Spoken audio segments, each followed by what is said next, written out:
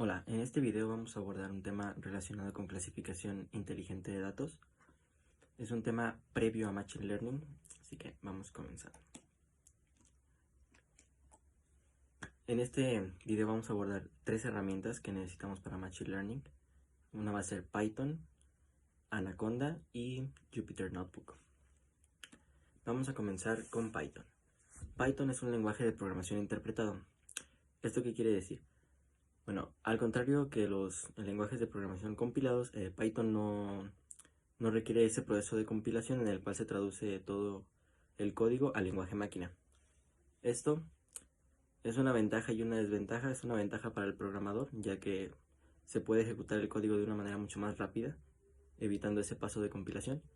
La desventaja es que la máquina trabaja más, por lo tanto, es un lenguaje más lento al ejecutarse en la máquina. Es mucho más rápido no compilado.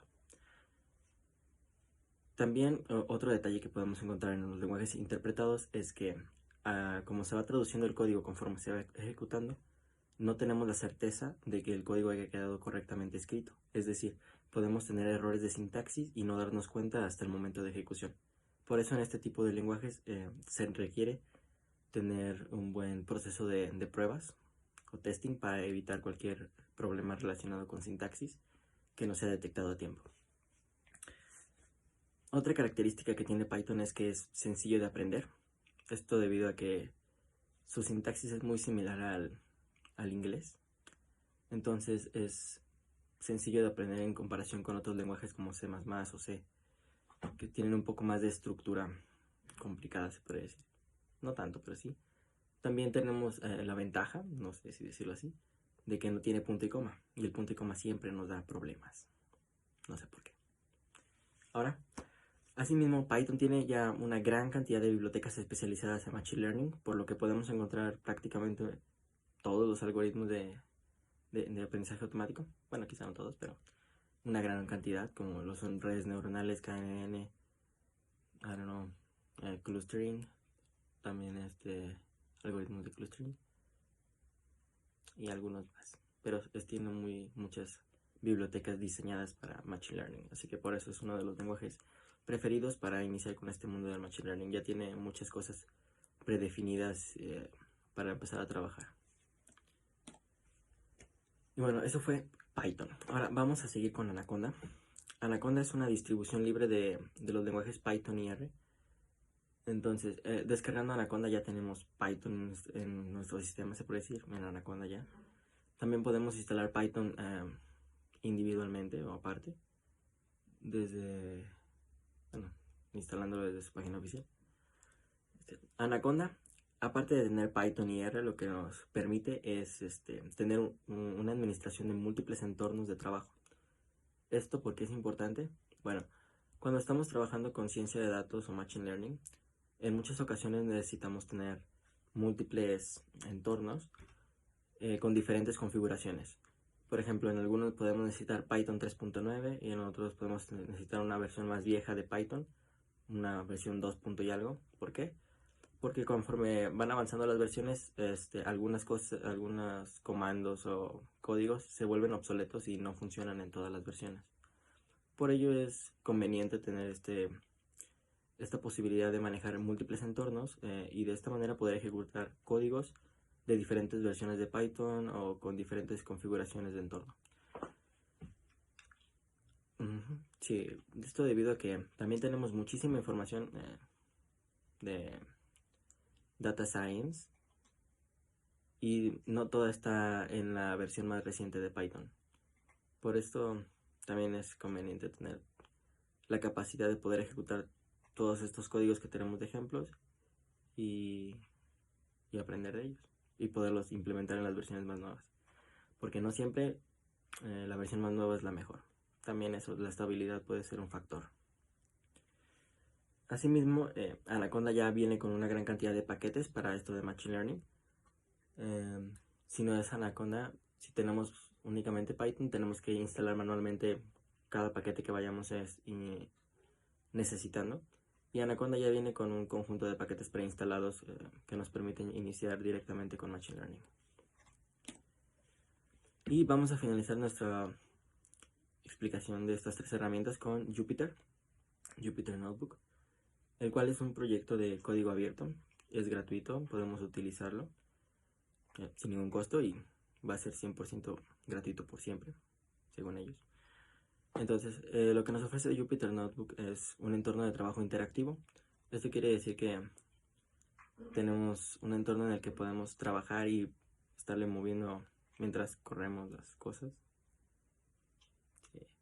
Además nos permite documentar el código que estamos haciendo de una manera diferente a como lo hacemos normalmente cuando programamos, ya que cuando programamos normalmente tenemos comentarios en el código, pero pues estos comentarios simplemente son líneas de texto con algunos símbolos adelante, algunos símbolos que los anteceden, y esto los hace comentarios. La ventaja con esto es que nos permite usar texto Markdown, el cual nos permite incrustar imágenes, dar formato a textos y en general tener un notebook más visual, las explicaciones más visuales para los usuarios o los colegas que vayan a ver nuestro trabajo. De esta manera también es conveniente tener este tipo de información y documentación más agradable a la vista y fácil de entender para nosotros cuando estamos leyendo documentos de alguien más y aprendiendo de esto. Asimismo tiene la capacidad de presentarnos visualmente gráficos, resultados, etcétera, en todo lo que vayamos generando con el código, lo cual es una ventaja, ya que podemos ejecutar el código y ver los resultados en el mismo notebook sin necesidad de tener que abrir más aplicaciones y todo eso. También una gran característica que tiene Jupyter Notebook es que cuando lo instalamos viene configurado con Python inicialmente, pero soporta múltiples lenguajes de programación. A lo que leí tiene más de 50, lo cual es mucho. Entonces de seguro cualquier lenguaje de programación que queramos utilizar está soportado por Jupyter Notebook. Claro que tenemos que instalarlo posteriormente y con un procedimiento específico para cada uno de estos lenguajes, ya que no todos se instalan de la misma manera. Hay unos que es más simple y otros que es un poquito más complejo, pero se puede. Y eso es lo bueno. Bueno, esto fue todo por la parte de la presentación básica de las herramientas que vamos a utilizar. Aquí está la bibliografía que utilicé. Bueno, ahora vamos a proceder a instalar estas herramientas. Vamos a iniciar con Anaconda, ya que ya viene con Python. Entonces primero vamos a ir a la página oficial de Anaconda, anaconda.com, y vamos a descargar la herramienta. En mi caso para Windows, ahí seleccionamos cada quien su dispositivo, su sistema operativo, y esperamos a que se descargue. Son 510 megas, por lo que puede tardar un poco, así que esperamos a que se descargue. Ok, una vez que terminó la descarga, abrimos el archivo, si se deja, y nos va a salir el instalador, el asistente de instalación. Entonces vamos a presionar siguiente, vamos a aceptar los términos y condiciones, y aquí podemos elegir todos los usuarios de nuestro equipo. En este caso pues, yo soy el único usuario de mi equipo, así que solo para mí. Vamos a seleccionar nuestro folder de destino, yo voy a dejar el de default. Nos dice que va a requerir 3 GB de disco duro, muchísimo disco duro, y disponible 200, entonces tenemos suficiente, ¿no? Ahora, Advanced Option, at Anaconda Threads, on my pet environment, Fireball. Yes, I want it. No recomiende. Dice que no recomendado. Mejor no. So, Python, as my default building now, porque estoy trabajando en otros proyectos de Python. Esperamos a que se instale. Ok, dice que ya terminamos de instalar. Entonces dice que si nos queremos ver la documentación, pero igual dice que la podemos ver después, así que no. Entonces, ahora vamos a ejecutar Conda. Si no es que se está ejecutando ya. Abrir 2 instancias del instalador. Sí. Entonces, aquí ya tenemos la Anaconda Prompt. Lo abrimos. Y listo, dice que estamos en base. Imagino que es un entorno. Es que nunca he usado Conda. Entonces, aquí podemos instalar ya Jupyter Notebook para iniciar a trabajar. Pero primero voy a posicionarme en la URL donde tengo todos mis archivos relacionados con esta clase. Así que imagino que se ve igual. Imagino, pero no sé. Ya, se ve. Ok. Entonces aquí podemos ejecutar ya nuestro Jupyter Notebook. Para lo cual escribimos el comando Jupyter Notebook en la terminal. Y esperemos a que lo instale. Y que lo abra. Listo. Entonces aquí ya tenemos lo principal de Jupyter Notebook. Este sería el dashboard, en el cual se nos muestran los archivos que tenemos en la carpeta en la cual ejecutamos el Jupyter Notebook. Y bueno, aquí tenemos algunos archivos que yo tengo en esa carpeta. Aquí podemos crear un nuevo archivo, y en este caso nada más me parece que puedo crear de Python, porque únicamente tengo eso instalado. Si instalan más lenguajes, aquí les aparecerán. Y bueno, aquí podemos ver los archivos que tenemos corriendo, clusters, etcétera, los archivos. Y bueno, vamos a abrir un archivo de Jupyter Notebook para ver cómo se utiliza, cómo se ve. Entonces aquí tengo ya uno, si no me equivoco. Data Mining. Lo abrimos y veamos cómo lo dije aquí. Ok, ahora como podemos ver aquí, tenemos texto. Si abrimos cada uno de estos bloques, podemos poner código, texto, entre otras cosas. Aquí podemos, si escribimos en este caso texto, lo escribí en Markdown y seleccionas la casilla Markdown para que te lo ejecute como Markdown. Posteriormente lo ejecutamos con Shift y Enter. Y se ejecuta y ya nos muestra el Markdown. Entonces, aquí podemos también utilizar, como ya dijimos, código de Python. Aquí le ponemos code, Markdown, code. Y listo. Primero aquí vamos a importar las bibliotecas que necesitamos para compilar lo que tenemos aquí. Y vamos a ejecutar. Veamos si no tiene algún error. Y no. No quiere decir que ya tenemos todas las librerías correctamente instaladas. Bueno, aquí tenemos otro Markdown. Y aquí vamos a leer un archivo que ya tengo en la carpeta. World Energy Consumption. El consumo de energía del mundo. Este dataset lo obtuve de Kaggle. Sí. Y entonces, vamos a ver. Lo leemos y le decimos que nos muestre la información de los tipos de datos que tiene. Y nos dice que tiene un país que es del tipo objeto, un año que es entero, población que es flotante, electricidad per cápita que es flotante. Y bueno, estos datos nos dice de qué tipo son cada uno. Lo que hace el data frame de pandas, cuando lee un CSV, un archivo separado por coma, lo que hace es que en cada una de las columnas que tiene de datos, nos asigna el dato del, digamos, del más general. Si tenemos puros enteros y tenemos un solo flotante, nos va a asignar flotante, porque se puede convertir todos los enteros a flotante, pero vamos a perder información si convertimos de flotante a entero.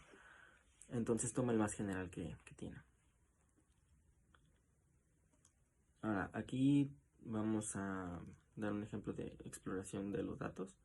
Esto es un proceso previo a lo que hacemos análisis de datos. Primero exploramos los datos que tenemos.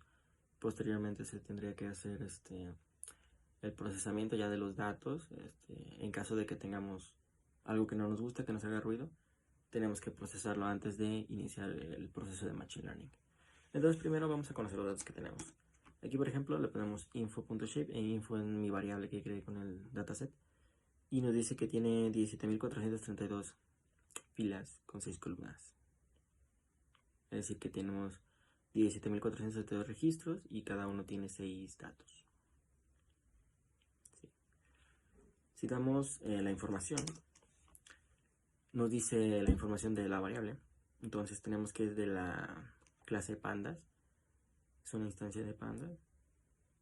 Los rangos que tiene, las columnas bueno, aquí serían las entradas, serían las filas. Las columnas son 6 y nos da las columnas y la cantidad de datos que tiene por columna y el tipo de dato. Esta información es relevante, ¿por qué? Porque aquí nos estamos dando cuenta que en total tenemos 17.432 filas, pero en algunos datos son menos, lo que nos indica que tenemos datos nulos. Y bueno, eso lo podemos ver también en un gráfico. Aquí podemos ver este gráfico en el cual se nos colorea de blanco todo aquello que tenemos nulo.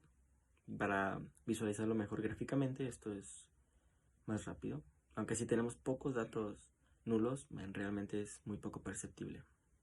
En especial si tenemos una gran cantidad de datos y muy pocos nulos. Así que también por eso es importante hacer esto de los números. Enseguida, aquí tenemos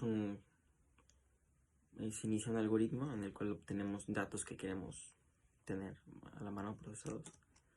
Primero definimos el diccionario, en el cual voy a almacenar todos los datos que requiero. Puedo mostrar el diccionario, que ahorita está vacío. Y aquí tengo una imagen, ¿no?, para mostrar que también podemos poner imágenes con el Markdown, simplemente con la sintaxis de Markdown. Y podemos agregar imágenes a nuestro notebook. Entonces, aquí tengo el algoritmo que utilizo. Entonces lo ejecutamos. Y ya lo ejecutamos. Y ahora algo interesante que podemos hacer en el notebook es que podemos regresar al diccionario de acá arriba y ejecutarlo de vuelta. Y ahora nos muestra la información que tiene ahora. Entonces realmente el orden no nos afecta, sino lo que nos debemos poner más atención en esto es en la línea de ejecución. En este caso nos indica que fue en el 6, este fue en el 9 y este fue el 8, lo que quiere decir que se ejecuta primero el de abajo que el de arriba. Entonces esto es interesante cuando estamos debugueando, cuando estamos haciendo cosas y queremos ver cómo se están comportando las variables. Podemos hacer esto simple y rápido con Jupyter Notebook. Con los editores de código tenemos los breakpoints, pero también esto es útil. Ahora aquí podemos graficarlo una vez que ya tenemos todos los datos, porque en este caso graficarlo con el data frame original es más complicado porque tenemos que tomar una gráfica de 2 dimensiones y en el data frame tenemos 6. Tenemos que tomar los datos que queremos y convertirlos a 2 dimensiones. En este caso el diccionario que hice fue de 2 dimensiones y ya tiene los datos que yo requiero para que me grafique. En este caso, como son de países y son muchos países los que vienen ahí, pues se ve muy amontonado todo. Aquí también tenemos una matriz de correlación que podemos hacer con Seaborn, que es otra biblioteca que tiene Python ya para hacer este análisis de datos. Entonces, este es interesante porque cuando estamos haciendo análisis de datos y queremos hacer aprendizaje automático, es importante saber si algunas variables están correlacionadas o no, cuánta correlación existe. Porque generalmente cuando hay mucha correlación de las variables, los algoritmos tienden a fallar. Porque aprenden que esa variable es relevante para nuestro resultado y puede que realmente no. Tenemos que analizar eso. Entonces, este gráfico de colores nos muestra qué tanta correlación hay entre cada una de las variables. Entonces, podemos definir rápidamente si las variables nos afectan en correlación o no. Y bueno, ese es un ejemplo sencillo que tenemos de Jupyter con un dataset. Se pueden hacer cosas muchísimo más complejas, hacer gráficos en 3D, gráficos en movimiento, todo eso se puede hacer en Jupyter Notebook. Todo lo que se puede hacer en Python prácticamente se puede hacer aquí. Visualizar todo lo que podemos hacer con código en Python y también con otros lenguajes de programación. Por eso estas herramientas son muy poderosas a la hora de hacer data science, porque generalmente todos los que están en esto del data science comparten la información entre ellos y es más fácil compartirla con este tipo de archivo que es más legible para nosotros, porque si vemos esto en código decimos, wow, esto que sigue importando las bibliotecas y todo este rollo, pero tenemos que ejecutar todo el código y aquí podemos ejecutar los bloques interesantes y en cada uno de los bloques tenemos una explicación con el Markdown de qué es lo que está haciendo esta parte del código. Y podemos ver cómo se comporta ejecutando aleatoriamente las partes del código. Bueno, gracias por el video. Hasta luego.